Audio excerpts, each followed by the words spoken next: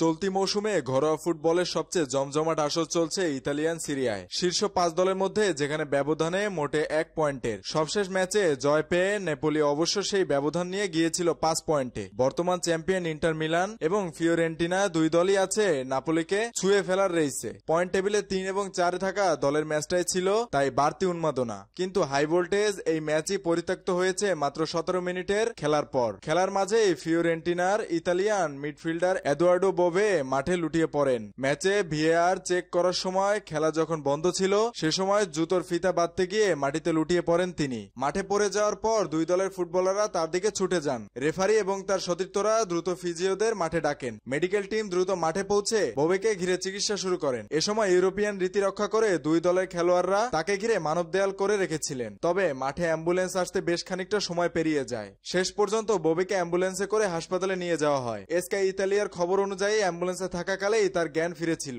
তবে এরপরে হাসপাতালেই তাকে নিয়ন্ত্রিত ওষুধের মাধ্যমে কোমায় নেওয়া হয়েছে। সাধারণত মস্তিষ্কে অতিরিক্ত চাপ এড়াতেই এমন নিয়ন্ত্রিত কোমার ব্যবস্থা করা হয়। চিকিৎসা শাস্ত্রে যাকে বলা হয় মেডিকেলি ইনডিউসড কোমা। শেষ খবর পাওয়া পর্যন্ত জানা গেছে বোভেকে নিবিড় পর্যবেক্ষণে রাখা হয়েছে। 24 ঘন্টা পর তার বিষয়ে সিদ্ধান্ত জানানো হবে। ঘটনার প্রভাব এতটাই গভীর ছিল যে ফিওরেন্টিনা ও ইন্টারের খেলোয়াড়রা মানসিকভাবে খেলা চালিয়ে যাওয়ার মতো অবস্থায় ছিলেন না, যে কারণে শেষ পর্যন্ত ওই ম্যাচ পরিত্যক্ত ঘোষণা করা হয়।